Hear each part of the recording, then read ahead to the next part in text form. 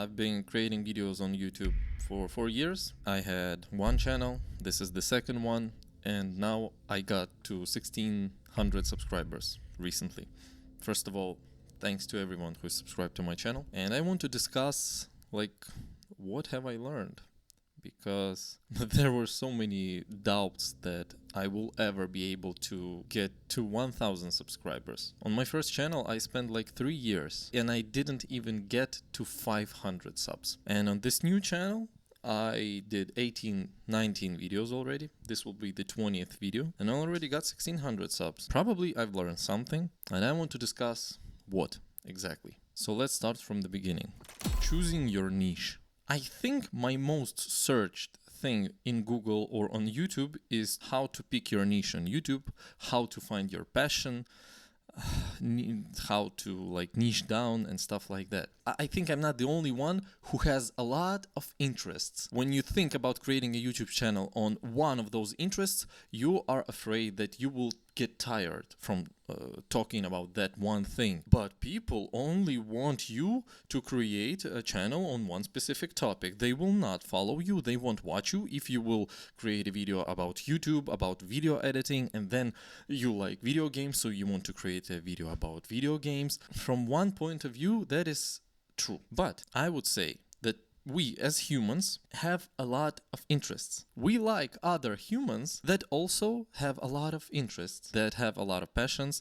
We follow basically other human. Sometimes we can follow some educational channel, right? Because we like to learn stuff, and if an educational channel provides you some great information in a very entertaining and interesting way, you will follow that channel. But for example, why do we follow podcasts? Why do we follow some podcasters but we don't follow others? Because we like the person, the interviewer. Some people like Joe Rogan and they follow him. Some people like Chris Williamson, they follow him. And they follow them because of their personality, because their personality reflects on what kind of questions they are asking. What are they talking about? How do they talk? So on that journey on finding my niche, I didn't understand how to niche down properly. And let me tell you, I have a formula about niching down. So we misinterpret, or what's the word, on what niching down actually means. You should not niche down on one very specific topic. For example, I'm a video editor. I can talk about how to create subtitles, and my channel will only be about creating subtitles and using subtitles in the videos. Will you follow that kind of channel? Will you follow a channel? Will you watch it? Will you watch every new upload from a channel that just makes subtitles? I don't know. I'm not sure. You should niche down, not on the topic, but on the vibe that you provide to your viewer. Reflect a little bit on yourself, on what do you watch and why. So you have different creators for different interests of yours, for different moods probably. You probably watch some tutorial channels, you watch some podcasts, but you also watch some gaming channels that play specific games. There are so many channels that, for example, cover one game, but you picked some of them. Because why? Because I guess you like their vibe, you like the personality of a person who is creating content, who is talking to the camera. So if you will just niche down on one specific topic, that will not solve the algorithm problem. It will help you in terms of getting views from search, but I don't think it will help you long term. When you're thinking about niching down, you should niche down on what kind of emotions you are trying to convey to your viewer. You will be associated to them with some vibe, some emotion. Your videos may be funny, your videos may be very educational, your videos may be artistic or flashy or anything. So basically, niching down is finding your style. And that is also a great long-term strategy, because if you will get subscribers, if you will get viewers that are watching you because of the emotion that you create to them, they will probably also watch content of yours if you will create it on a different topic. Look at PewDiePie, for example. Yeah, that's a great example. Of course, 100 million subscribers, but people followed him because of who he is. He created content for 11 years, I think, every day on so many different topics, from gaming to reactions to I cannot even count vlogs and everything. But he has that following because of who he is, because of his jokes, because of his approach, because of his phrases, the vibe that he provides to you. Yes, of course, you can have a specific topic to talk about. On this channel, I am talking about YouTube video editing mostly, but I also want to talk about some philosophical stuff, psychological stuff. I want to talk about life problems that we are facing, that I faced, how I overcame them or I didn't. At some point, I also want to talk about video games because I think this is one of the greatest form of art. There are not a lot of things in my life that bring me so much joy as video games. So by working on niching down in your unique style, in your unique vibe and the emotions that you convey from your viewers, you basically future-proof your channel. If your value is only in the topic, once you will switch the topic just a little bit, no one will watch it. That's what I understood about niching down. And I guess when I implemented this, I started to see growth on this channel. The next thing, picking topics. It's actually a very easy one, very short one. And a lot of people talked about this, but that really worked for me like crazy. Before, when I tried to work on my old channel, I was creating topics from my head. I tried to be as creative as possible, and I didn't look on what other people are doing because I wanted to create something unique, very unique, something of my own. And I did. But it did not get any views. No one cared about the title. The words in your title are your main tags. And basically, if your title is not searchable or relatable, or you don't have any proof that it worked on YouTube, you are shooting in the sky. Maybe you will succeed. Some people do, but it's very hard. And it's very daunting when you spend like 2 weeks to edit one video and then it just like 20 views. So what I started to do is to look for the outliers on YouTube. I basically turned my scrolling habit. You know how we scroll through YouTube without watching, without clicking on any video. We just scroll and scroll, scroll. I started to do this, but with the intention to find videos, we can call them outliers, that have a lot of views comparing to the amount of subscribers that the person has. These videos, they are outliers. And if you see a video like this and you realize, you understand that, well, I have something from my experience that I can say about this topic. I don't suggest you to just copycat and say the things that the person in the video said. And if you don't have anything to say on the topic, don't make a video about it. That's just my moral stand. But if you do, you can steal like an artist and make a video. Take your spin into it.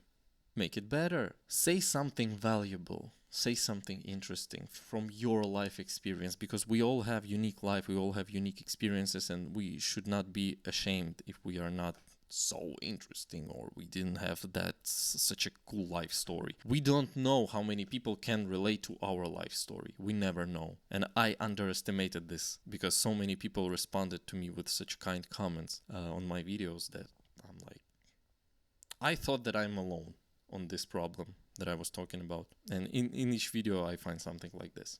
To sum up, look for the outliers. Look for some rising channels that right now they have 10,000 subscribers, under 100 subscribers, but they have videos that have 1,500,000 views. Think about how can you talk about something similar, make your own spin to it. When I did this, that video was the first one that popped off my new channel. But funny enough, after my first video popped off, the other one that didn't have almost any views popped off even more, and now it's the most viewed video on my channel. And if you are subscribed, you probably subscribed from it. Funny enough, that video was where I was complaining about video editing job, and I guess right now people expecting me to complain about video editing, but I actually really love video editing and creating.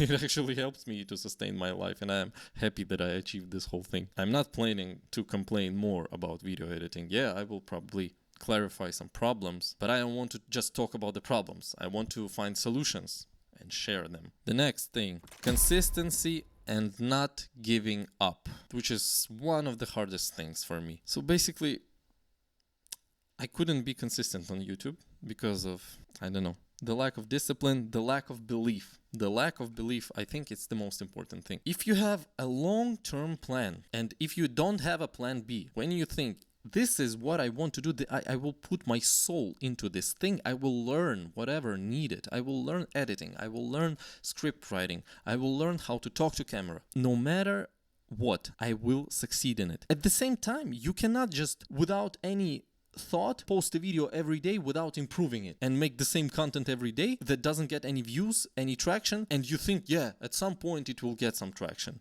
No, you have to change something a little bit and improve, whether it be your script, whether it be the video editing, pacing, the format. And while you're improving each video, you have to remember that this is a very, very long-term game. When I started 5 years ago, every video that I created, I expected it to blow up. And I didn't use like the actual things to make a video blow up. Yeah, retention editing, hooks, very, very catchy scripts, and I didn't use that, but I expected every video to blow up. And when it didn't, I fell down, discouraged. I just didn't want to do it. I will just focus on my work, on my job.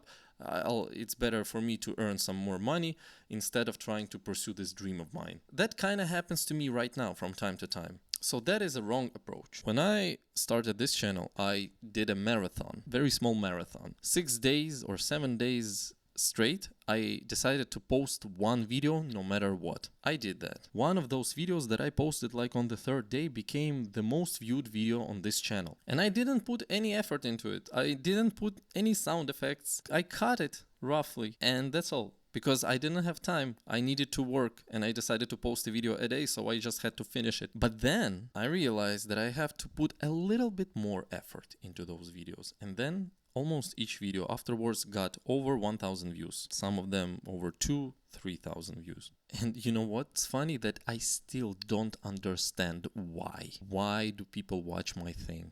What do people find valuable? Why?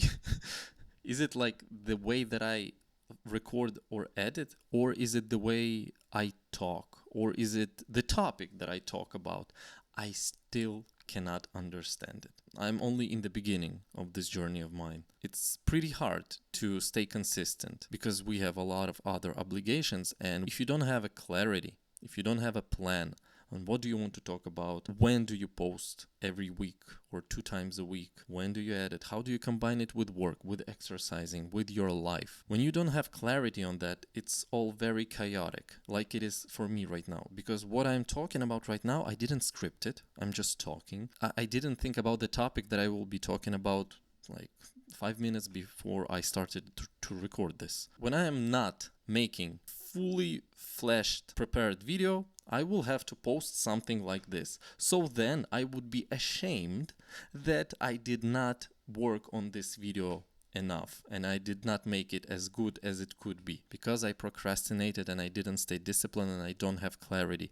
That will motivate me to get some clarity. So then I would be able to post it and get some traction on this content and create it as helpful as possible, as valuable as possible to people. That's the main goal that I want to create. I want to inspire people to create content. I want to inspire people to get into video editing if they have this passion like I have, if they like the visual stuff. We underestimate how good can we get in doing something in 1, 2, 3, 5 years when we practice it. If you don't like how you look on camera right now, that doesn't mean that that's how you will always be on camera. If you don't like the way you edit, if you don't like the way you present information, that doesn't mean that that's all you got, because you can improve and you will improve if you will try it again and again and again. And if you will think about how can you improve each and every video.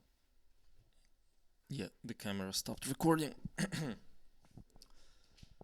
And now, the most important part, this is more philosophical, your mental approach to creating YouTube. So now I achieved something that I never thought will be possible for me. But it's never enough. I don't feel accomplished. I don't feel this achievement. Because when you are at 200 subscribers, you look at people with 1,000 and think, damn, that would be so amazing. I need this. I want this. Then you get to 1,000 and immediately you start to look at people with 10,000. You don't even appreciate the fact that you did it. You just start to look higher. And now you still feel like because before you are not the person with 1,000 subscribers. You're just a YouTuber with 200 subscribers, and now you're a YouTuber with 1,000 subscribers instead of 10,000 subscribers. And I guess this is how it will always be. If you will not learn how to appreciate your milestones, you will always feel miserable while doing this. And then what's the point? We want to become content creators to achieve the lifestyle that we want. We want to create something that is valuable and meaningful to us. But what's the point if you will always feel like you haven't done enough and you're and you didn't achieve enough? I guess from one side I'm making this video for myself to set a milestone that I did something that I never thought will be possible for me. I created this channel, people are leaving great comments, and I have growth, and I'm making this in English, which is not my native language, and people are still watching me, which was my fear that people will hear my accent and will say, well, fuck you, Slavic stupid. The amount of subscribers you will get, the amount of views you will get, will not change your mental state. You have to do this because you love doing this. You have to do this because you want to be valuable, because you want to create. You have this urge. But don't expect that getting to some point in terms of subscribers will solve all your problems. It's not how it works. I will make an update when I will be able to sustain my life from creating content, because I have no other options. I don't want to leave myself other options, to be honest. I don't know what else I want to do in this life. And if this will be life-changing, I will probably make a video about it. Yeah, so that was some almost unedited real talk about getting to some milestones on YouTube and what actually led me to get there. And it's funny to talk about success when you have 1.6k subscribers. Comparing to 0, it's a success. And I guess a lot of people want to get to this point. So why not talk about it? We all should value our achievements more, celebrating, at least in our head, those small wins. Because for some people, they are not that small. Even for you in the past, they are not small. Stay safe, create, don't be scared.